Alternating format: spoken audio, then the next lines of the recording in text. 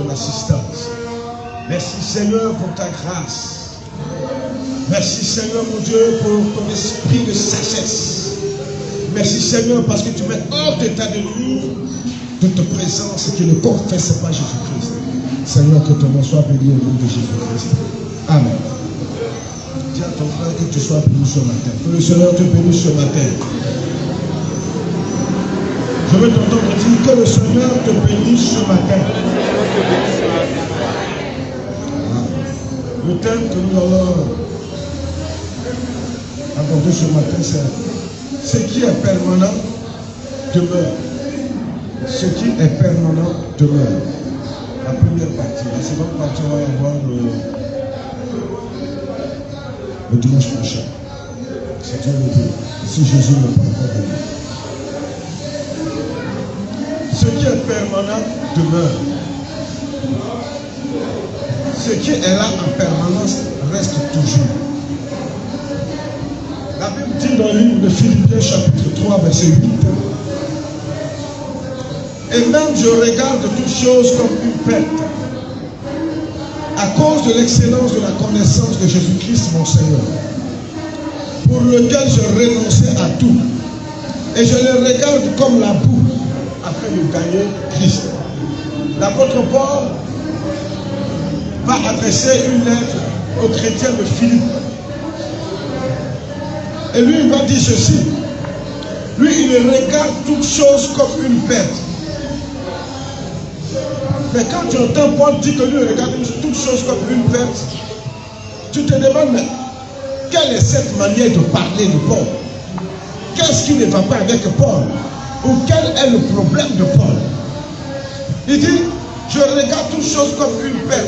Toutes choses, tout ce que lui voit, tout ce qu'il entend, tout ce qu'il touche, il voit ça comme une perte.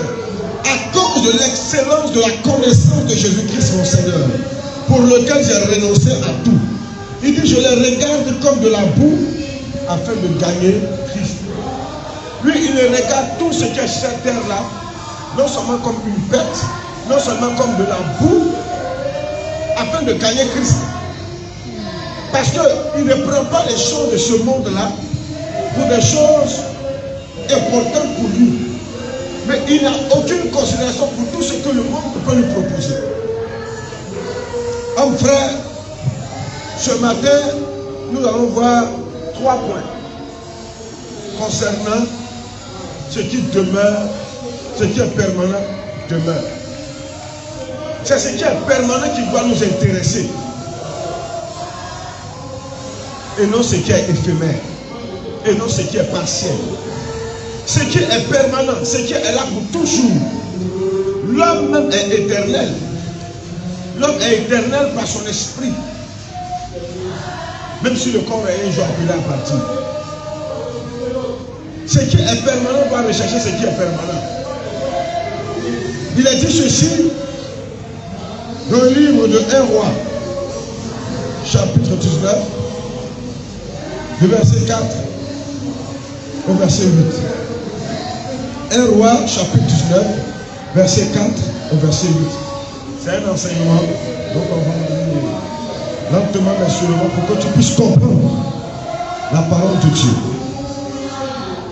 Il a dit ceci, pour lui, il alla dans le désert, où après une journée de marche, il s'assit sous un genêt et demanda la mort en disant, c'est assez maintenant, Éternel, prends mon âme, car je ne suis pas meilleur que mes pères.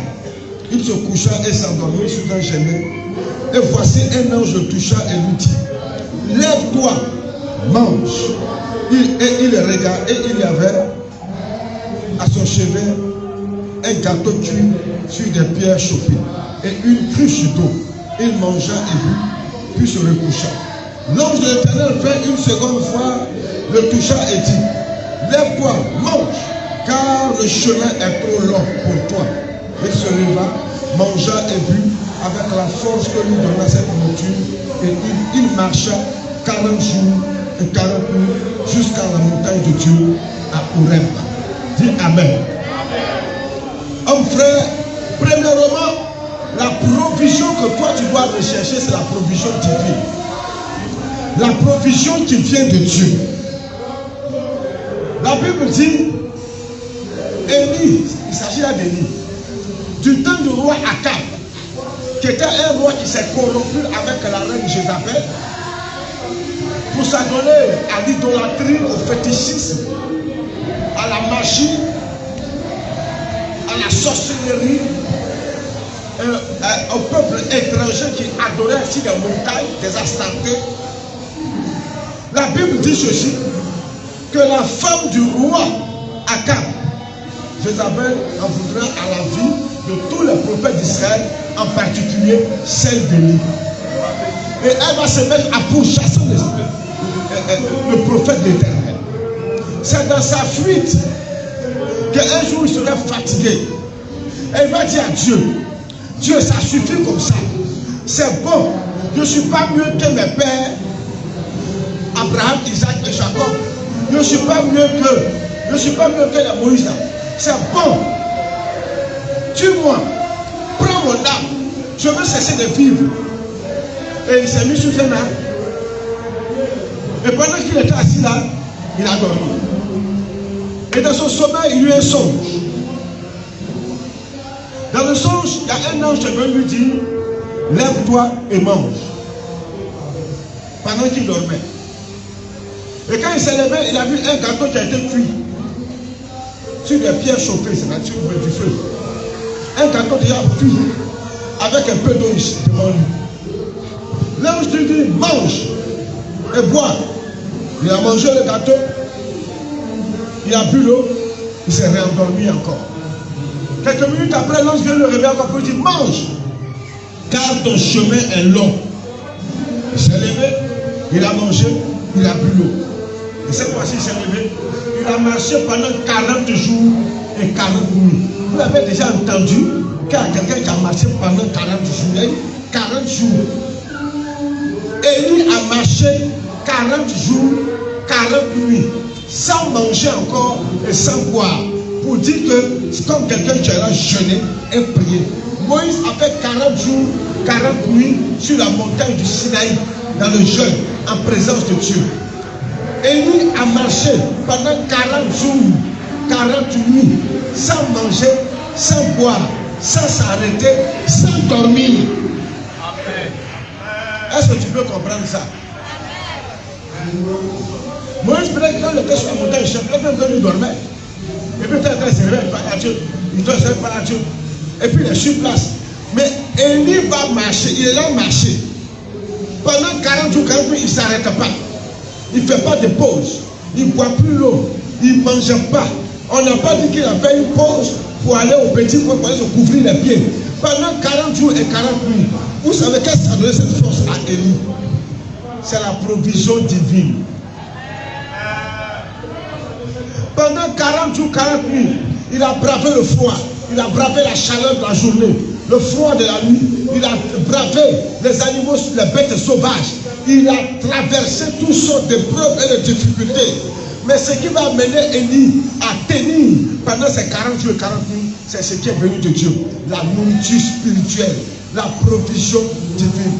Élie a été réconforté par l'ange de l'Éternel, homme frère. La provision divine nous donne de traverser des épreuves, nous donne de faire des exploits avec Dieu, de faire même des choses inimaginables avec Dieu. Ça, c'est la provision divine, tu peux le faire. La nourriture spirituelle, tu peux le faire. Tu peux manger des tonnes de riz, mais je te l'assure que les jours à venir, tu auras encore faim, tu vas vouloir manger. Tu peux boire l'eau, tu peux commander ton Osaka qui est aux États-Unis. En France, tu vas boire. Je dis, tu auras encore soif dans quelques heures. Mais l'eau qui vient de l'Éternel, la nourriture qui vient de l'Éternel, est appelée la provision divine. Quand tu la consommes, homme frère, tu fais des exploits avec Dieu. Élie a fait des exploits avec l'Éternel. Il a fait des exploits parce que tout simplement, il était nourri sur le plan spirituel. Ce que je veux que tu saches ce matin, est que ce qui est permanent, c'est ce qui demeure. Et Élie a reçu ce qui est permanent en lui, la provision divine. Si Élie avait mangé la nourriture des hommes, il aurait encore eu faim. Mais il a mangé ce qui vient de Dieu. et le Seigneur l'a nourri. Je veux te dire ce matin, écoute-moi bien, il est au verset 7. L'ange de l'Éternel vient une seconde fois, le toucha et dit, lève-toi, mange, car le chemin est trop long pour toi. Il se leva au verset 8, et mangea et but, et avec la force que lui donna cette nourriture. La force que lui a donné cette nourriture. Il marcha 40 jours et 40 nuits jusqu'à la montagne de Dieu à Horeb. Jusqu'à la montagne de Dieu à Horeb, il a marché. Homme frère, nous marchons avec le Seigneur. On s'épuise vite, on s'affaiblit vite, on abandonne vite parce qu'on n'a pas reçu la nourriture spirituelle, parce qu'on n'a pas reçu la provision divine, parce qu'on ne reçoit pas ce qui vient de la part du Seigneur. Rien ne saurait nous ébranler, rien ne saurait même peut-être nous affaiblir, rien ne pourrait nous amener à chuter. Tant que nous sommes nourris sur le plan spirituel, avec une nourriture de qualité, une nourriture de grande valeur, une nourriture qui vient de Dieu. La Bible dit, l'homme ne vivra pas de pain seulement, mais toutes les paroles qui sortent de la bouche de Dieu. La nourriture humaine, physique, elle est éphémère, elle est passagère, elle ne peut pas conserver la vie pour l'éternité. Mais la nourriture qui vient de Dieu, qui est la parole de Dieu, Christ lui-même, la parole fait des chair. Quand tu consommes de cette nourriture spirituelle, qui est la parole de Dieu, la sainte doctrine, la parole de Dieu pure et vraie, homme frère, je tiens à te dire ceci, que Christ a dit ceci. Quand même tu mourras, tu vivras éternellement. Voilà pourquoi il a dit, celui qui croit en moi, même s'il meurt, il vivra. Il s'agit là de son âme qui vivra éternellement auprès de Dieu et qui ne sera jamais séparé de la présence éternelle de Dieu. Homme frère, nous devons savoir ceci, que ce qui est important pour notre vie sur cette terre, premièrement, c'est la parole qui vient de Dieu. Je n'ai pas dit la parole tronquée. Je n'ai pas dit la parole que les gens essaient de tordre à leur guise pour leur propre intérêt égoïste. Non. Je parle là de la sainte doctrine. La parole vraie. Le message de la croix. Le message de la rédemption. Le message du sacrifice de Christ et de la résurrection de Christ. C'est de ce message-là que je parle. Je parle de l'évangile qui parle de la vie de Jésus, qui parle du message de Jésus, qui parle de la mort et de la résurrection de notre Seigneur Jésus-Christ. C'est de ce message-là qu'il s'agit.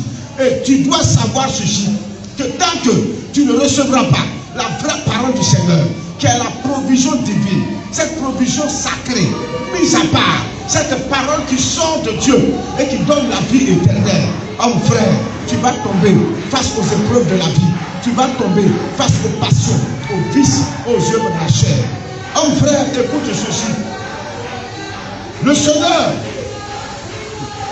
lorsqu'il a demandé aux apôtres, mais pourquoi vous aussi vous ne vous retirez pas pour partir comme tout le monde m'a abandonné? Il y avait des milliers de personnes qui suivaient Jésus parce qu'il faisait des miracles, parce qu'il multipliait la nourriture, il guérissait les malades, il ressuscitait les morts. Mais quand il arrêtait de faire toutes ces choses et qu'il se contentait de parler, homme frère, écoutez ceci, toutes ces personnes l'ont abandonné. Il n'est resté qu'autour de Jésus-Christ que les 12 apôtres ainsi que les femmes qui le servaient jour et nuit. Homme frère, il va se retourner vers ses disciples. Mais vous aussi, pourquoi vous ne partez pas? La Bible dit, Pierre prit la parole et leur dit ceci à Jésus. À qui irions-nous? Tu as les paroles de la vie éternelle. Il faut dire Amen. Amen. Je veux que tu dises à quelqu'un auprès de toi, Jésus a les paroles de la vie éternelle. Jésus a les paroles de la vie éternelle. Pierre dit à Jésus, tu as les paroles de la vie éternelle. À qui irions-nous? Il n'y a pas autre parole qui fait rentrer dans l'éternité, qui donne la vie éternelle, si ce n'est les paroles de Christ. C'est en Jésus seul que nous pouvons avoir l'éternité auprès de Dieu, sans être séparés de Dieu. Parce que la séparation d'avec Dieu est considérée comme une seconde mort, une mort définitive, pour être jeté dans le feu éternel. Là où il y a des pleurs et des grincements du temps. Voilà pourquoi on se doit, serviteur de Dieu, enfant de Dieu, leader spirituel, à prêcher l'évangile de la croix, qui n'est autre que Christ qui est mort, qui est ressuscité entre les morts et qui est assis à la droite de Dieu. C'est à cela que nous devons nous attacher. La provision divine, c'est la parole de Dieu. La provision divine, c'est la saine doctrine. Ce n'est pas la fausse doctrine. La fausse doctrine, c'est les faux enseignements. La fausse doctrine, c'est les enseignements pernicieux. La fausse doctrine, c'est les enseignements sectaires. La fausse doctrine, c'est quand on tord la parole de Dieu à sa guise pour profiter de cette parole-là sur le peuple de Dieu, sur les brebis. Homme frère, la fausse doctrine n'a rien à voir avec la doctrine de Dieu, la doctrine de Christ. Nous sommes appelés à être de véritables enfants de Dieu. Ne peut être un vrai enfant de Dieu que celui qui reçoit la véritable parole de Dieu. Homme frère, il y a beaucoup de paroles de Dieu entre griffes, entre guillemets, mais ce n'est pas la parole de Dieu. La parole de Dieu, c'est celle-là que Jésus-Christ a dit. La parole de Dieu, c'est celle-là qui est confirmée par la loi et par la nouvelle alliance.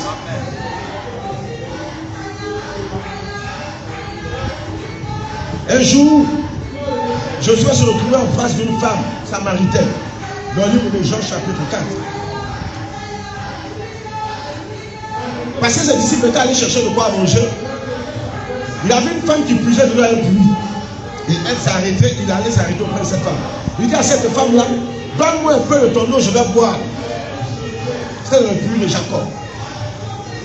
Et cette femme va dire à Jésus, toi tu es juif, moi je suis samaritain. Il n'y a rien de commun entre toi et entre les samaritains et les juifs. Jésus dit à cette femme, si tu savais qui te demandait de l'eau à boire, tu allais lui donner ça avant qu'il ne te le demande. Celui qui boit de cette eau-là, qui vient du puits de Jacob, parce que c'est Jacob qui a creusé ce puits-là. Jacob, c'est un des pères des enfants d'Israël. Le troisième des pères des enfants d'Israël après Abraham, Isaac et Jacob. Après Abraham et Isaac. Oh mon frère, Jésus dit celui qui boit de cette eau aura encore soif. Mais celui qui boira de l'eau que moi je vais lui donner, des sources d'eau vive couleront de son sein jusqu'à dans l'éternité. Et c'est la provision divine. C'est ce qui vient de Dieu qui rend permanent ce qui même est éphémère. Quand ce qui est permanent rentre dans ce qui est passager, ce qui est passager devient aussi permanent. Or nous sommes éphémères. Or nous sommes des étrangers sur la terre. Or nous sommes de passage. Parce que nous sommes appelés un jour à partir. Mais ce qui va nous rendre éternels, au bras de Dieu, au bras du Seigneur, c'est la parole de Christ. C'est l'eau qu'il nous donne. C'est la parole qui nous atteste. C'est par cette parole-là que nous connaîtrons l'éternité. Voilà pourquoi dans le christianisme, dans la relation avec Dieu, dans la relation spirituelle avec Dieu, l'enfant de Dieu et son Dieu, on ne parle pas de mort, mais on parle de sommeil en attendant le jour de la résurrection. On parle de il dort en attendant le jour de la résurrection. Or, dans le monde, quand le païen meurt, il est mort. Il meurt deux fois. Il est mort avant d'atterrir sur la terre et sera coupé de Dieu définitivement pour être jeté dans l'état ardent de feu et de souffle que la Bible appelle la seconde mort, la séparation définitive avec Dieu. Nous devons comprendre que cette vie terrestre est une vie éphémère, mais pour qu'elle devienne éternelle, pour qu'elle devienne de grande valeur, pour qu'elle garde sa vie, la vie éternelle auprès de Dieu, il faille, premièrement, que la parole que nous écoutons soit la sainte doctrine, la vraie parole de Dieu. Mais comment faire pour savoir si c'est vrai ou bien c'est faux? Voilà pourquoi il faut avoir le discernement. Le discernement est reçu en ce qui concerne la parole de Dieu par la connaissance qu'on acquiert des Écritures. Voilà pourquoi aujourd'hui vous avez la grâce d'acheter une Bible à la librairie pour lire. Vous avez la grâce de télécharger une application de la Bible. Oh mon frère, commence à écouter la Bible. Commence à lire. Et tu pourras même discerner par l'Esprit de Dieu et par la sagesse que Dieu va te donner ce qui est bon de ce qui est mauvais. Ressaisissez-vous. Ne suivez pas parce qu'il faut suivre. Les pasteurs ne sont pas Jésus. Les prophètes, là, ce n'est pas Jésus. Les évangélistes, ce n'est pas Jésus. Les apôtres, là, ce n'est pas Jésus. Les archibishops, les très révérends, ce n'est pas Jésus. Les révérends, les pasteurs interplanétaires, ce n'est pas Jésus. C'est des humains. Ils peuvent avoir des moments de faiblesse où ils vont se tromper. Ils peuvent avoir des moments de faiblesse où ils vont aller s'égarer.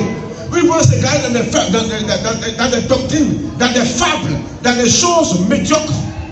Il peut arriver qu'ils faiblissent. Mais celui qui n'a pas failli, qui n'a pas tombé, qui n'a pas commis de péché, il s'appelle Jésus-Christ. La Bible dit, il a été tenté en toutes choses, mais il n'a pas succombé. Ton pasteur peut faiblir un jour et puis va tomber. Ton prophète, quand tu dis qu'il voit, il peut un jour ne plus voir parce qu'il peut faiblir et puis tomber. Ton apôtre, ton archibishop, ton serviteur de Dieu, ton leader spirituel, celui que tu appelles ton père, s'il ne veille, il tombera. Parce que le Seigneur dit, veillez et priez afin de ne pas succomber à la tentation. Veillez et priez. Veille sur ton âme en écoutant la sainte doctrine. Tu peux te confier à ton pasteur.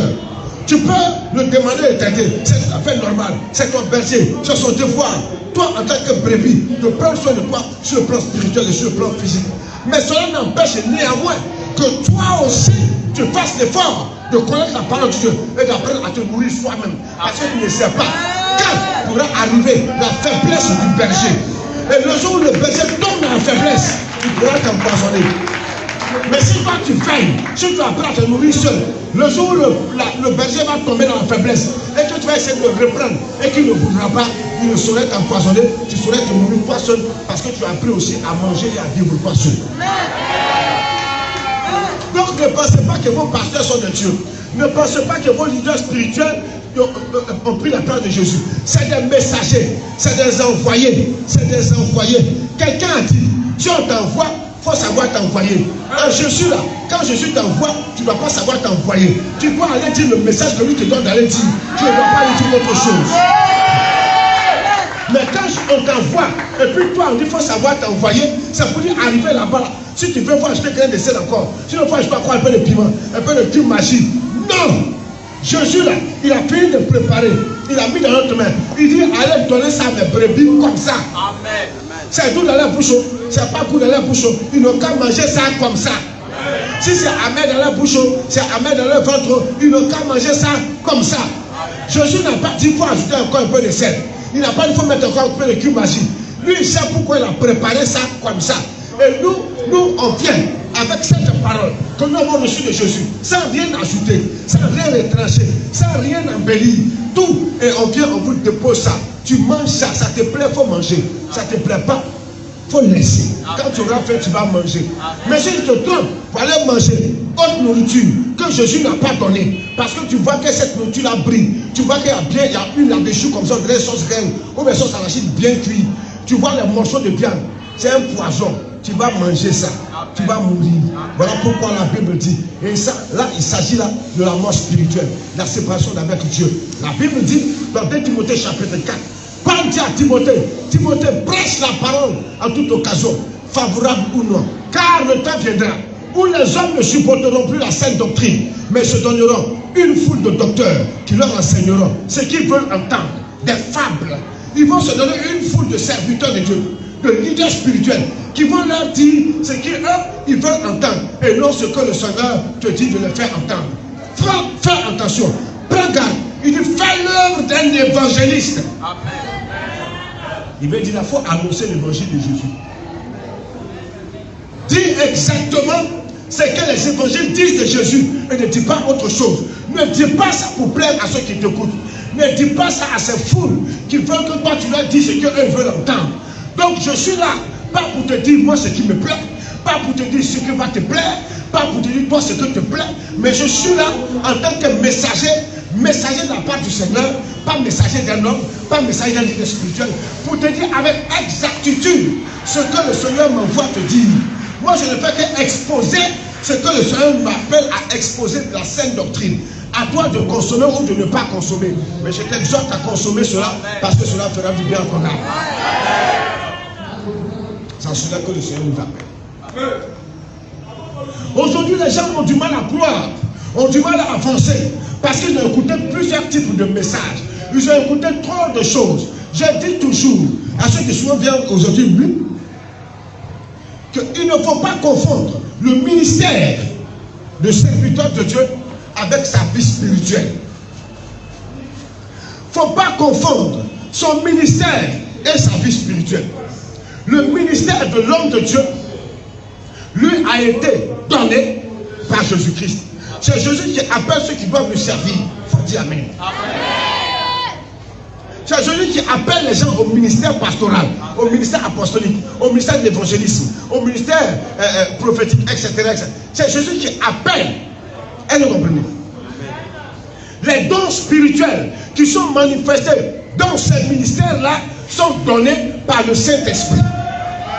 Amen. Donc, l'œuvre qui est accomplie dans l'œuvre du ministère là, est accomplie par qui? Par le Saint-Esprit. Donc, le ministère, regarde, tu peux être un pasteur, puis tu as une mauvaise vie. Mais je dis, comme l'appel de Dieu est sur ta vie, l'onction est là, le Seigneur peut t'utiliser pour faire de grandes choses. Mais ce n'est pas ta relation avec Dieu. Le ministère ne nous amène pas au paradis. Ce n'est pas parce que je suis pasteur que j'irai au paradis. Ce n'est pas parce que tu es prophète, tu es bishop, tu es évangéliste que tu vas accéder au royaume des cieux. Ce n'est pas parce que tu es un leader spirituel d'une église que tu vas que les portes du ciel te sont ouvertes. Faux.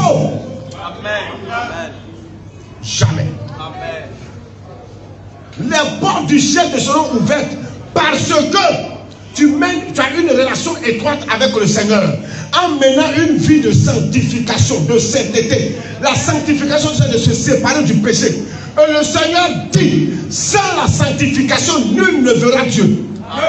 Celui qui ne se sanctifie pas ne verra pas Dieu. Ce n'est pas une affaire de ministère.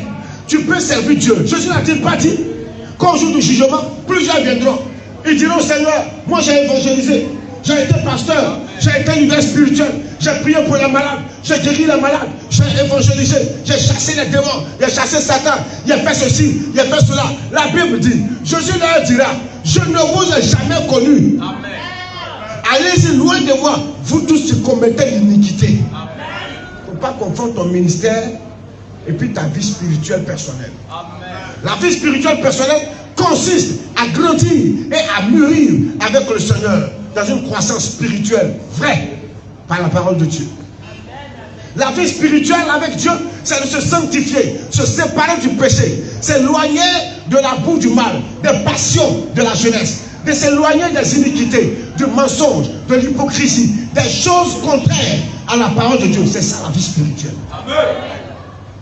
Tu peux servir Dieu, Dieu peut te faire de grands miracles, et puis tu vas partir en enfer. Parce que les miracles, qui te le fait? C'est le Saint-Esprit. Les dons spirituels que tu manifestes, qui le fait? C'est le Saint-Esprit. La puissance de la parole, la sagesse de la parole que tu proclames, et puis les cœurs sont vivement touchés là, qui le fait? C'est le Saint-Esprit. Donc ce n'est pas ton œuvre, mais c'est l'œuvre de qui? C'est l'œuvre de qui? Donc ce n'est pas ton œuvre.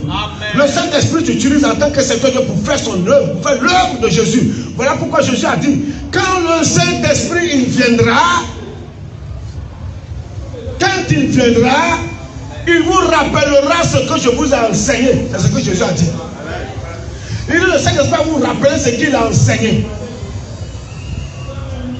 Il vous dira, il vous parlera de moi et non de lui-même. Le Saint-Esprit n'est pas venu pour qu'on parle de lui. Il est venu pour qu'on parle de Jésus.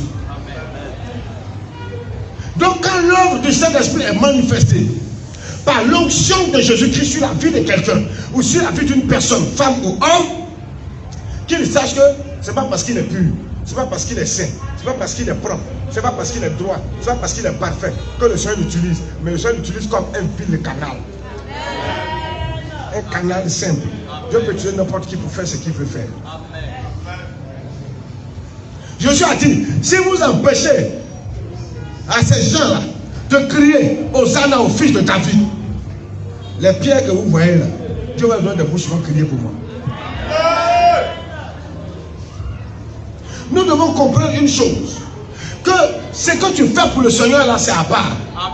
Et c'est ta vie, ta relation avec Dieu là aussi est à part. Et c'est ta relation étroite avec Dieu là qui va t'ouvrir les vannes du ciel pour que tu rentres là-bas. Donc il ne faut pas confondre les choses. Alléluia. Un frère,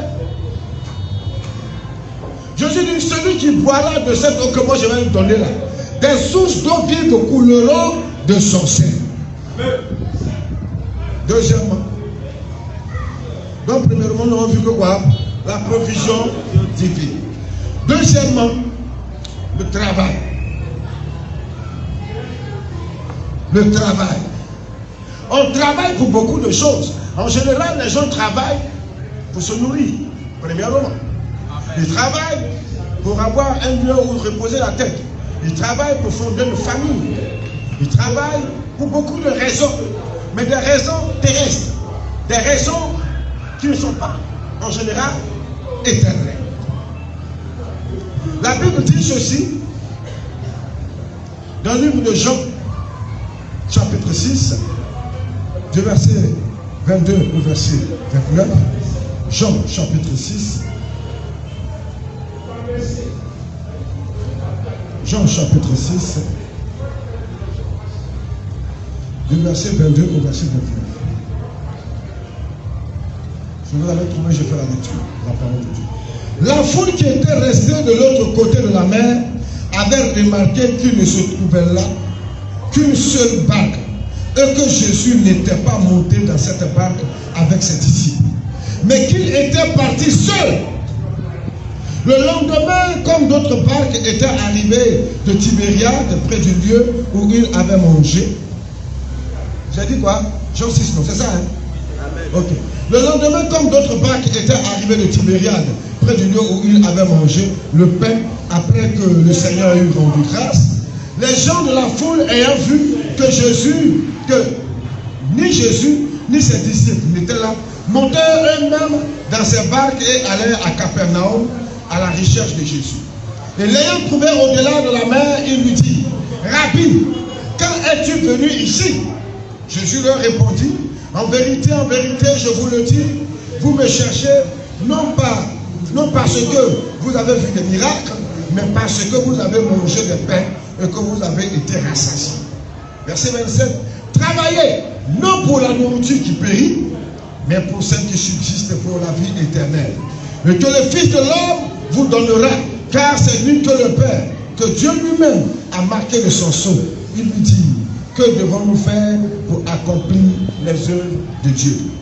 Jésus leur répondit au verset 29, l'œuvre de Dieu, c'est que vous croyez en celui qu'il a envoyé.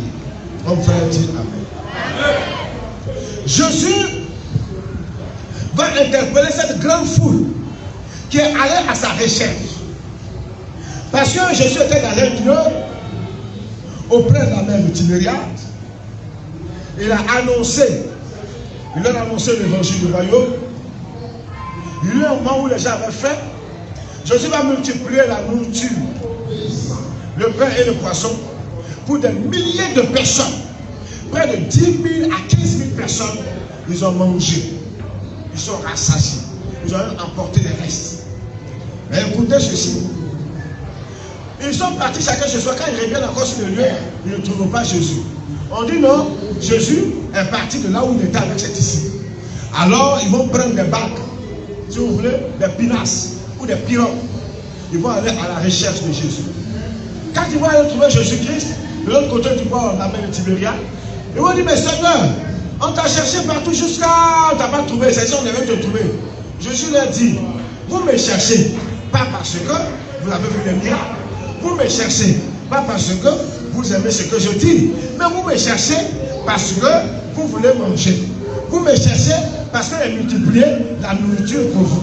Alors, il va leur dire ceci, travaillez non pour la nourriture qui périt, mais pour la vie éternelle. Travaillez non pour la nourriture qui périt, mais pour celle qui subsiste pour la vie éternelle. Et que le Fils de l'homme vous donnera. Le Fils de l'homme va vous donner. Car c'est lui que le Père, que Dieu a marqué de son sceau. C'est lui qui a été le choix de Dieu. Je veux que tu dises Amen. On travaille pour beaucoup de choses. On travaille en général pour nos intérêts égoïstes. Mais on ne travaille pas pour Dieu. Celui qui travaille pour lui et qui ne travaille pas pour Dieu a raté la vision réelle du travail. La Bible dit que Dieu a travaillé pendant 6 jours, il s'est reposé le 7e jour. Mais Dieu a travaillé pour qui? Il a travaillé pour sa propre création. Il a travaillé pour lui et il a travaillé pour créer les cieux et la terre. 6 jours. Oh mon frère, et le Seigneur dit que celui qui ne veut pas travailler non plus ne mange pas. Il y a le travail pour la chair et il y a le travail pour l'esprit. Tu travailles pour nourrir ta femme, pour nourrir tes enfants, tu travailles pour nourrir ta maison, tu travailles, etc., pour faire ceci, pour faire cela, c'est bien. Mais il est encore mieux de travailler pour ce qui subsiste éternellement. Il est encore mieux de travailler pour ce qui est permanent, ce qui demeure, ce qui est éternel. Et la parole dit que Jésus leur dit ceci: travaillez non pour ce qui périt, mais travaillez pour ce qui subsiste, ce qui est éternel. Quel est ton travail que tu fais qui va t'accompagner jusque dans l'éternité? Quel est le travail que toi tu fais qui va t'accompagner jusque dans l'éternité? Le travail séculier que tu fais, quand tu travailles en société, tu fais des affaires, tu travailles en entreprise, quel que soit ce que tu fais sur cette terre, tu le fais en général pour nourrir ta famille, nourrir ta maison, prendre soin de tes parents si Dieu t'en donne les moyens. Mais ce que je veux te dire, hormis ce travail-là, il est bien. Dieu m'a dit, celui qui ne veut pas faire ce travail-là, pourquoi il va manger non plus? Donc si tu fais ce travail, c'est déjà bien. Quelle que soit la fonction, le métier que tu fais, dans lequel il n'y a pas de péché, que tu le fais pour nourrir ta famille, nourrir ta vie, c'est une bonne chose. Mais il serait encore mieux, de même que tu es intelligent, pour garantir ta vie terrestre, pour préparer ta retraite, il faut être aussi intelligent, il faut être sage pour garantir ta vie éternelle. Le sage garantit son éternité, l'intelligent garantit ce qui est terrestre. Homme frère, la dernière fois je disais aux enfants, je leur disais ceci: il ne faut pas confondre être sage et puis être intelligent. C'est ça? J'ai dit sage et puis intelligent. Il ne faut pas confondre être sage et puis intelligent. Il y a des gens qui sont intelligents mais ne sont pas sages. Non. J'ai dit connaissance et intelligence. Voilà. Tu peux avoir la connaissance mais tu n'es pas intelligent. Celui qui est intelligent, il est sage. Regarde. Les gens en général dans notre siècle maintenant, la connaissance. La connaissance s'acquiert par les études, par les recherches, par la formation. La connaissance s'acquiert lorsque tu vas à l'école. La connaissance s'acquiert par l'apprentissage du domaine dans lequel toi tu veux exercer. Il faut dire amen. Amen. Mais la connaissance n'est pas l'intelligence. Si la connaissance était l'intelligence, on allait dire que nos parents là, ils n'étaient pas intelligents. La plupart des milliardaires sur cette terre n'ont pas le bac. Plusieurs n'ont même pas eu le niveau PPC. Plusieurs ont échoué plusieurs fois au bac. Mais ils sont devenus milliardaires. Parce qu'ils sont intelligents. Tu peux avoir la connaissance sans être intelligent. La connaissance s'acquiert, comme je l'ai dit, par l'apprentissage, par les études, par la formation, par l'apprentissage. Ça, c'est la connaissance. Les gens vont à l'école, nos enfants vont à l'école.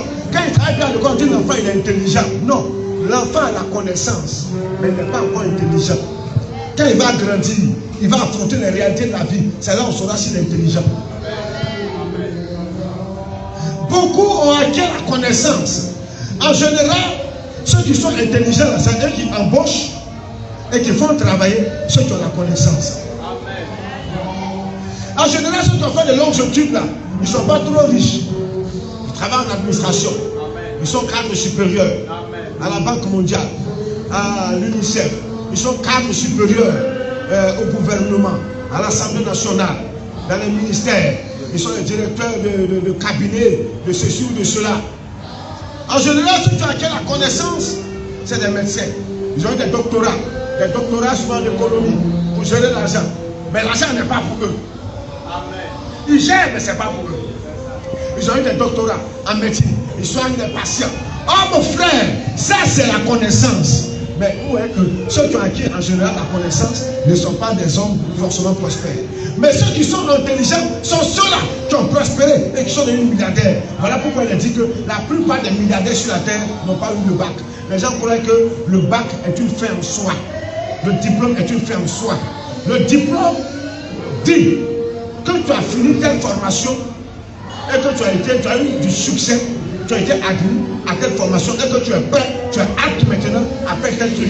Mais cela ne veut pas dire que tu as l'argent. En général, les grandes entreprises, les grandes sociétés, les gens comme les Dangote, qui sont les hommes les plus riches d'Afrique, les gens comme les Bill Gates, les gens qui sont très riches, vachement riches, c'est des hommes d'affaires. C'est qu'ils ont, où ils ont réussi, c'est pas l'école, ils n'ont pas appris ça à l'école. On n'apprend pas à réussir à l'école. L'école nous apprend la connaissance. L'école nous apprend, nous donne une formation. Mais l'école ne nous donne pas l'intelligence.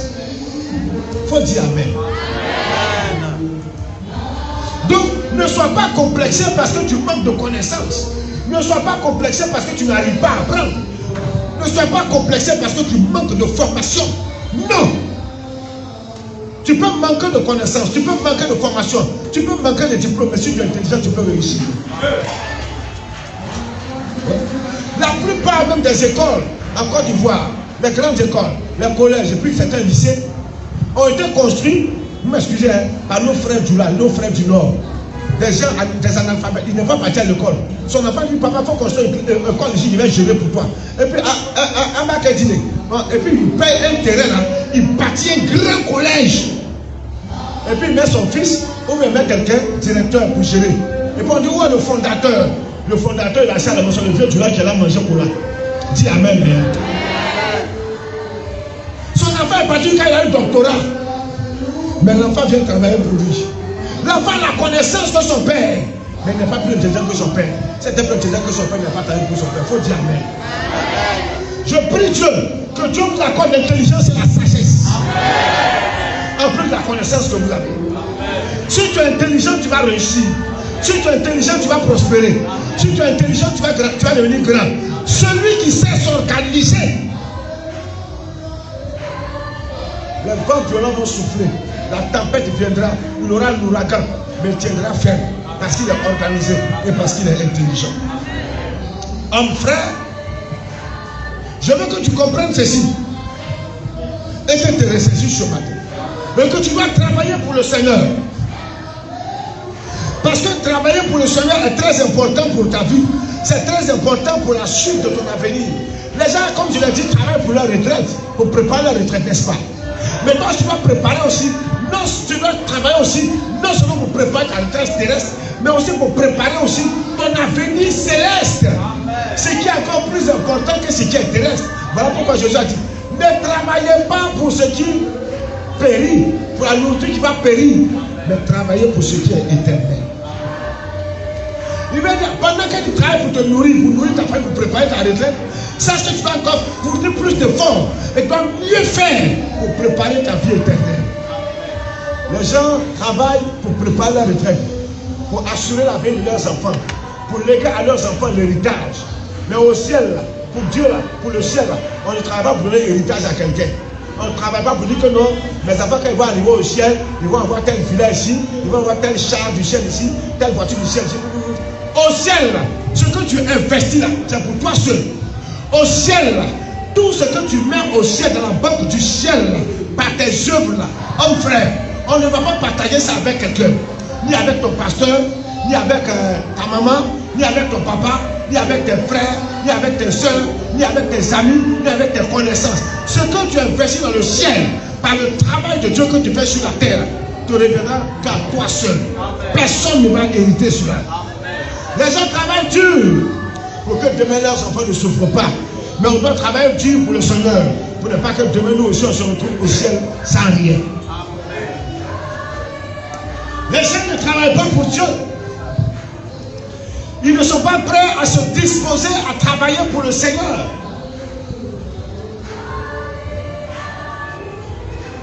Pourtant, Jésus intervient pour dire, travaillez. Travaillez. Vous travaillez en général pour vos intérêts égoïstes. Je fais ça, je vais avoir quoi dedans? On ne dit pas qu'on sert Dieu. Tout ce que vous faites à l'église, vous voulez qu'on vous rémunère pour cela. Parce que le pasteur est rémunéré. Le pasteur est rémunéré parce que Dieu a dit, quand le pasteur doit être rémunéré, c'est que toi tu dois être rémunéré. Tu es pasteur. Bon, si tu veux aussi, quand tu donnes la team aussi, il faut devenir pasteur. C'est simple. Mais moi, c'est quand on se lève pour devenir pasteur. C'est Jésus qui appelle au ministère pastoral. Jésus qui a choisi les apôtres là. Celui qui choisit encore ceux qui doivent le servir. On ne se lève pas comme ça gaillardement parce qu'on n'a plus d'espoir et puis on dit je vais servir Dieu. On ne sert pas Dieu parce qu'on est désespéré. On sert Dieu parce qu'on a été appelé à l'œuvre du ministère. Dieu est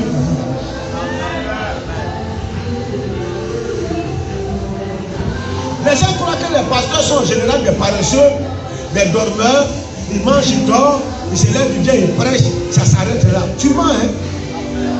Est-ce que vous savez que les pasteurs meurent vite? Beaucoup de pasteurs meurent vite à cause de la fatigue. Et on a des formations et des séminaires pour ça. Les médecins, quand un pasteur est malade, il va à l'hôpital, les médecins lui font le palab. On dit tu manques de repos, tu ne te reposes pas. On doit le repos 6 mois, et c'est reposé 3 mois, tu mets dedans. Depuis vous me connaissez pour certains, depuis plus de 10 ans pour ceux qui me connaissent, tu as déjà vu pris un congé, je suis parti me reposer. Tu as déjà vu, je me suis allé me reposer quelque part une semaine, j'ai dit non, bon, le pasteur est parti en vacances, ça s'est reposé, mais il a pris congé, il m'a me reposer. Je suis dedans. Ce message, l'enseignement que je dois vous donner là, c'est à 3h moins du matin que j'ai commencé à préparer cet enseignement. Parce que là, j'étais assis avec elle, je n'ai rien préparé, je ne sais même pas ce que je vais dire demain. Mais ce qui est sûr, lui me l'a dit, oh, il faut laisser ça, le soir, on donne le message. À 3h du matin, j'ai pris ma Bible, j'ai commencé à lire. Et le Seigneur dit, parle de ma part. Et j'ai commencé à écrire dans ma tablette. Je vais parler aujourd'hui, dimanche prochain encore, je vais parler. Et ça se fait tous les jours. Les pasteurs se fatiguent psychologiquement, dans la tête se fatiguent. Un vrai pasteur, c'est sa femme, chérie, masse mes mollets. Un pasteur, c'est un berger, c'est une sentinelle, c'est un veilleur. La sentinelle, pendant que les autres dorment, lui il est là, il veille. Quand tout le monde se réveille, il dort un peu et puis il reste encore éveillé. La nuit, pendant que les gens dorment, lui il veille. La journée, quand les gens sortent, il somnole un peu, il dort un peu, puis il doit être toujours vigilant. La sentinelle dort moins que le reste du peuple. Et les serviteurs de Dieu, les vrais, sont des sentinelles. Un pasteur n'a pas de retraite. Un pasteur meurt à la fin de son ministère. Non, c'est quand 5 ans, il y a 60 ans, c'est plus. Il n'y a pas de la retraite. Bon, il n'y a pas de retraite. Tu vas mourir dedans. Jésus n'a pas écrit quelque part que tel prophète, quand il a vieilli, il a laissé le ministère. Chaque fois que quelqu'un d'autre devait succéder, l'autre devait partir. Il ne restait plus. Dans la parole de la Bible, il n'a pas dit que tel pasteur a prêché quand il était fatigué, il a laissé sa place à l'autre. Ou même tel prophète a prophétisé quand il était fatigué, comme il a vieilli, il allait s'asseoir chez lui, et puis Dieu l'a fait succéder à un autre prophète pendant qu'il est encore vivant. Non! Quand Dieu envoie le successeur, celui qui l'a établi le fait partir lorsque le temps est arrivé. Donc votre affaire de retraite, le jour où il a laissé le micro, c'est que je suis battu au ciel. Non, il ne laisse pas. Si l'âge commence à trop me rattraper, peut-être que de temps en temps, je vais prendre un peu de repos. Mais pour le moment, je tiens encore. Je suis encore solide. Voilà pourquoi je vais faire du sport. Pour garder la forme et la ligne. Pour rester solide. Alléluia. Hommes, frères, travaillons. Travaillons pour le Seigneur. Le travail pour Dieu là commence à faire du moment où je n'ai pas vu mon voisin aujourd'hui. Je n'ai pas vu ma voisine. Ah, ma chérie, pourquoi elle n'a pas venu à l'église tel jour? Mon frère, pourquoi le fait de s'intéresser à la vie d'autrui par rapport à Dieu, je commence à travailler pour Dieu. Je te dis la même. Le fait qu'elle t'intéresse de l'absence de quelqu'un qui n'est pas venu pour l'intervenir, pour dire ah ma soeur, ah mon frère, ou bien cher frère, pourquoi je n'ai pas vu tel jour? Tu es là, tu travailles déjà pour Dieu. Parce que tu te soucies de son âme. Il faut dire Amen. Hey, est-ce que tu es d'accord? Est-ce que tu es d'accord? c'est le dernier point.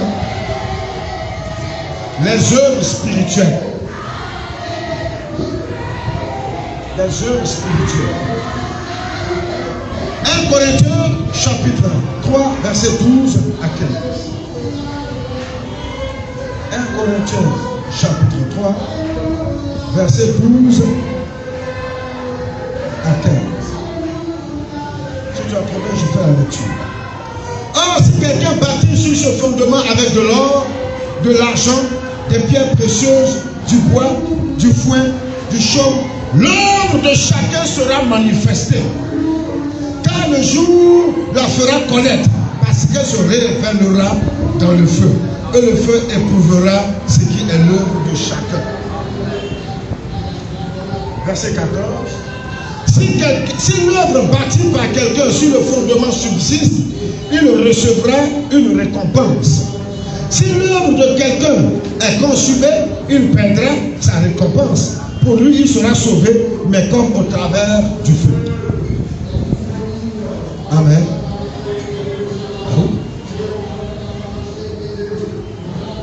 L'œuvre de chacun. Toi, tu bâtis avec quoi sur le fondement qui est Jésus? Jésus est venu, il a fondé l'église. Maintenant, il dit, nous là, lui, il a placé la fondation. Nous, maintenant, chacun doit venir mettre sa brique là-dessus. Toi, tu bâtis avec quoi? Il dit, si quelqu'un bâtit sur ce fondement avec de l'or, de l'argent, des pierres précieuses, du bois, du foin, du chaume, l'œuvre de chacun sera manifestée, car le jour la fera connaître parce qu'elle se révélera dans le feu. Frère, qu'est-ce que tu dis amen? Écoute, Jésus dit, lui, il est venu, il a fondé l'église. Maintenant, chacun de nous devons, sur ce fondement-là, continuer la construction. Est-ce que tu comprends? Maintenant, il dit, il y a des gens qui vont venir bâtir avec de l'or. D'autres vont utiliser des pierres précieuses. D'autres vont utiliser plusieurs sortes de matériaux, de métaux. D'autres vont utiliser du bois. D'autres vont utiliser du chaume, du foin. D'autres vont utiliser des papeaux, des herbes, etc., etc. Mais Jésus dit, quel que soit ce que toi tu vas utiliser pour bâtir, c'est lui son œuvre qu'il a fondée là. Il te prévient quand pour te dire que l'œuvre, tout ce que chacun aura bâti là, on va mettre ça dans le feu. Tout ce qui va résister au feu là sera accompagné de récompenses. Mais ce qui ne va pas résister au feu, celui qui aura bâti avec ça n'aura pas de récompense. Est-ce que tu me comprends? C'est pour dire, l'or, quand tu bâtis avec l'or, ça va fondre, quand ça va sécher, ça c'est le constituant encore. Le fer, même chose. Bon, les pierres précieuses, non, ça ne va pas fondre. C'est le diamant, l'émeraude, le saphir, etc., etc. Ça ne va jamais fondre. Ça, c'est des pierres précieuses. Mais par contre, Jésus dit, ils vont tester l'œuvre de chacun dans le feu. Mais est-ce que tu as construit avec le bois? Et puis on met le bois là. Quand tu vas pour bâtir l'œuvre là, dans le feu, il va rester quoi à la fin? Il va rester quoi? De la cendre. Si tu utilises le papeau, des feuilles mortes, du foin, du chaume pour bâtir, il va rester quoi à la fin si on met ça dans le feu? De la cendre. Jésus dit, vous serez récompensés pour l'œuvre spirituelle que vous faites. Mais à condition que cette œuvre-là, sur laquelle vous bâtissez avec des pierres précieuses, avec de l'or, avec du fer. Parce que ça va rentrer dans le feu. Ces métaux-là et ces pierres précieuses-là résisteront au feu. Mais le bois, les pailles, les herbes avec lesquelles vous bâtissez seront tous consumés. Il ne restera que la cendre.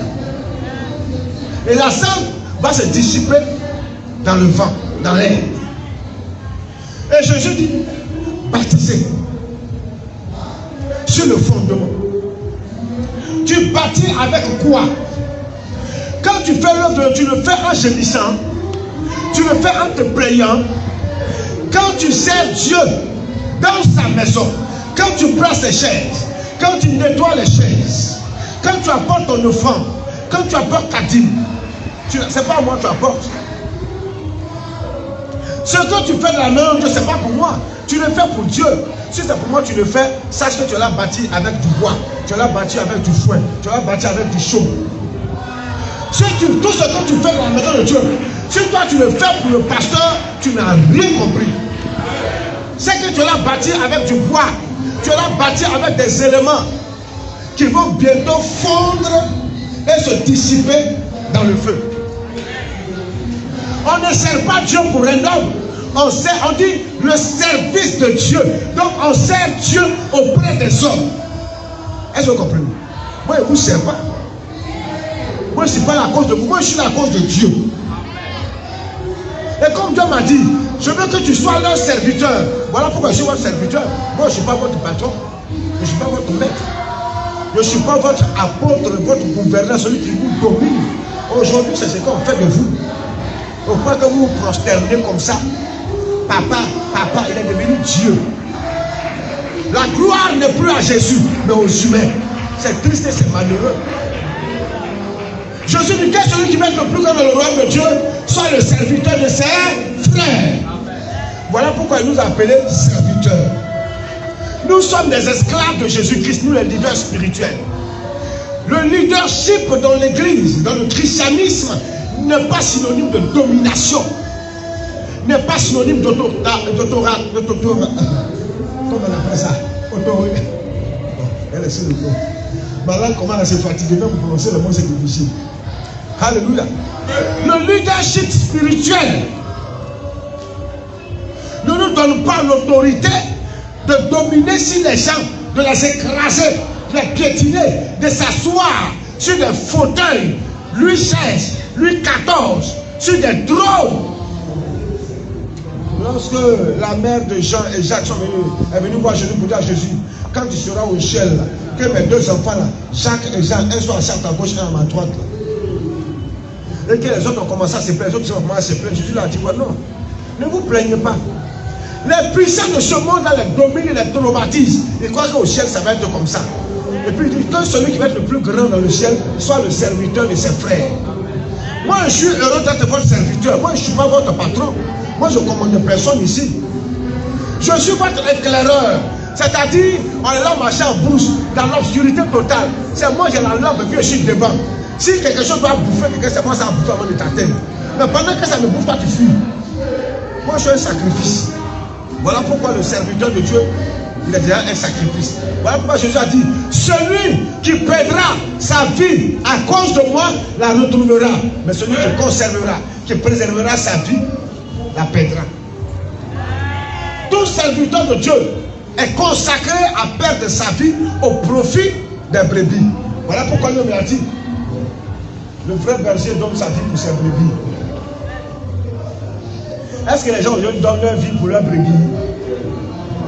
Ils donnent leur vie pour leurs femmes et leurs enfants. Ils ne donnent pas leur vie pour leurs brebis. Ils ne sont pas consacrés. Ils ne sont pas mis à part. Même s'ils ont été appelés au début, après ils sont tombés dans la narcie à cause de leur faiblesse. Voilà pourquoi je dis, suis un homme de Dieu. Mais pendant que tu le suis, apprends à toi-même à pouvoir vivre seul. Le jour ne sera pas là. Un jour il peut faiblir, il peut tomber, mais si tu n'as jamais appris à te nourrir seul, et que chaque jour met à ta bouche, le jour ne sera pas là, ou le jour va s'absenter, ou le jour va dire qu'il est devenu paresseux, tu ne saurais te nourrir seul. Tu vas mourir de faim. Spirituellement, tu vas te retrouver parmi les païens là, les montaines en train de patrouiller là-bas. Ressaisissez-vous, soyons serviteurs, servons le Seigneur et non les hommes. Servons le Seigneur et non l'église. Il y a des gens qui disent que je sers l'église. On sert Dieu, on sert Jésus-Christ, on ne sert pas l'église. L'église, ce n'est pas les murs, ce n'est pas les chaises, ce n'est pas les instruments. L'église, c'est toi et moi. L'église, c'est le corps de Christ, l'épouse de Jésus-Christ. C'est tous les vrais chrétiens, les authentiques chrétiens, c'est ça l'église. Or, nous servons dans l'église pour le Seigneur.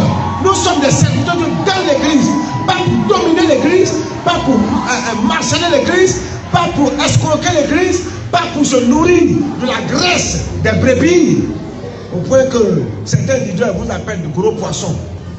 Quand quelqu'un vient à l'église et qu'il commence à porter une dîme de 50, 200 000, 300 000, 1 million, on dit, ah, j'ai un gros poisson dans mon église. Jésus a dit que vous êtes des poissons. Jésus a dit que vous êtes des brebis. Jésus ne nous a pas établis pour venir prendre votre argent. Jésus ne nous a pas établis pour que vous soyez des poissons. Tu es tilapia, tu es macharon, tu es millet, tu es chincha, hein? Tu es poisson sol, poisson ceinture, tu es silu, tu es carpe, tu es une brebis. C'est ce qu'a dit Jésus. Il a dit à Pierre, Pierre, tu es pêcheur de poissons. Désormais, je ferai de toi pêcheur d'hommes. Mais il n'a pas dit tu vas aller pêcher, les hommes seront comme des poissons. Il a toujours considéré l'église, les chrétiens comme des brebis. Et lui, il est le souverain berger. Et nous, les pasteurs, nous sommes les bergers en second. Mais nous recevons nos ordres du souverain berger pour vous conduire. Il dit de ne pas aller au-delà de ce qu'il nous dit et de ne pas non plus retrancher. Il dit contentez-vous de ce que je vous ai dit et de ce que vous êtes et de ce que vous ferez. Que les gens apportent les dîmes et les offrandes, les prémices, point bas à la ligne. Le reste là devient une escroquerie démoniaque. Les gens croient qu'ils apportent les dîmes à l'église, c'est au pasteur qu'ils apportent. Tu m'apportes pas, tu apportes ça à Jésus. C'est Dieu qui a donné dîmes. Dieu a donné sa dîme. C'est pas moi que tu apportes. Si tu crois que c'est à moi que tu l'as apporté, c'est que c'est avec du bois et du chaume que tu l'as bâti dans l'œuvre. Tu n'auras pas ta récompense. Mais si tu crois que c'est au Seigneur que tu apportes cela, si tu crois que tu vas faire un investissement céleste, si tu crois que tu vas mettre dans la banque du ciel, un jour, le Seigneur sera récompensé. Alors, on va passer aux récompenses. Dieu offre aux perdus le salut et aux rachetés la récompense de son service fidèle. Il faut dire Amen.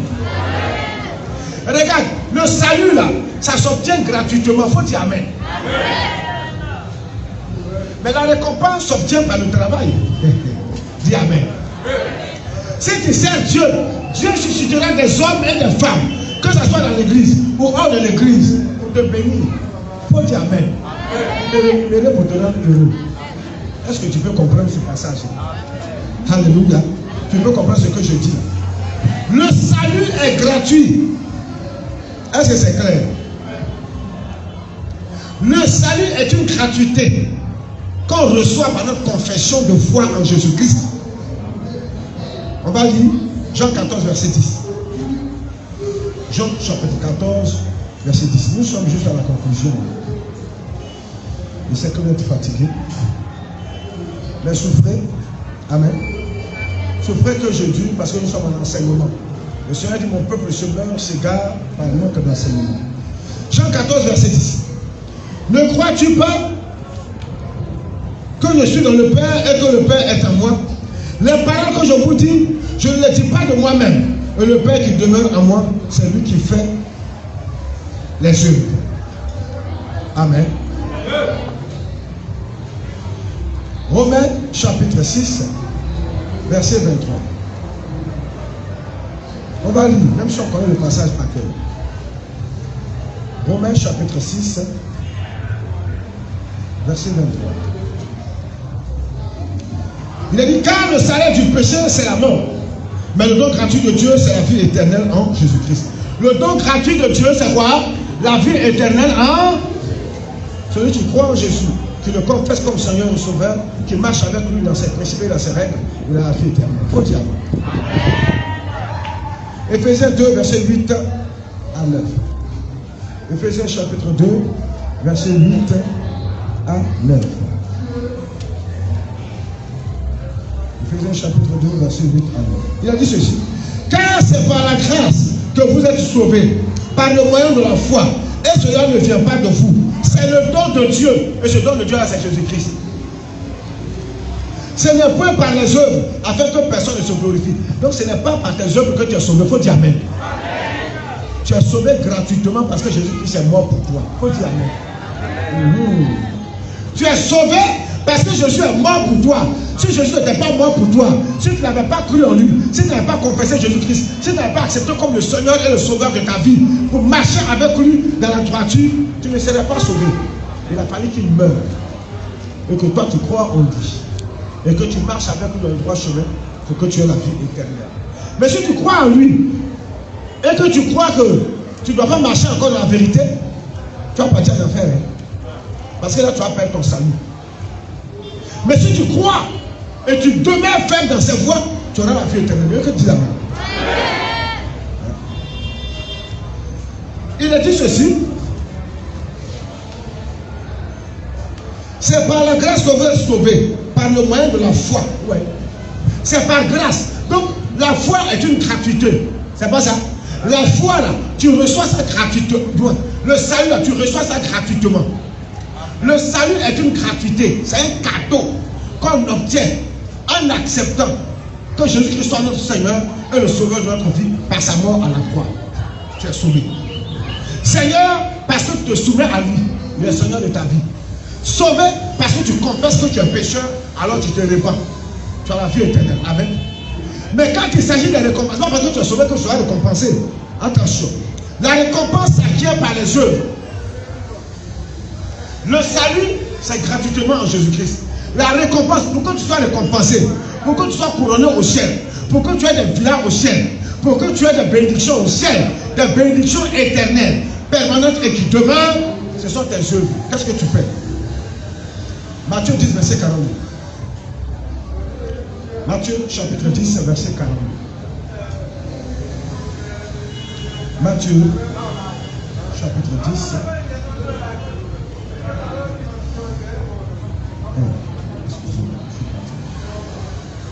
Matthieu chapitre 10, verset 40. Et quiconque donnera seulement un verre d'eau froide à l'un de ses petits parce qu'il est mon disciple, je vous le dis en vérité, il ne perdra point sa récompense. Ouais, Jésus même parle encore de récompense. Luc 19, verset 17. Luc 19, verset 17. Luc 19,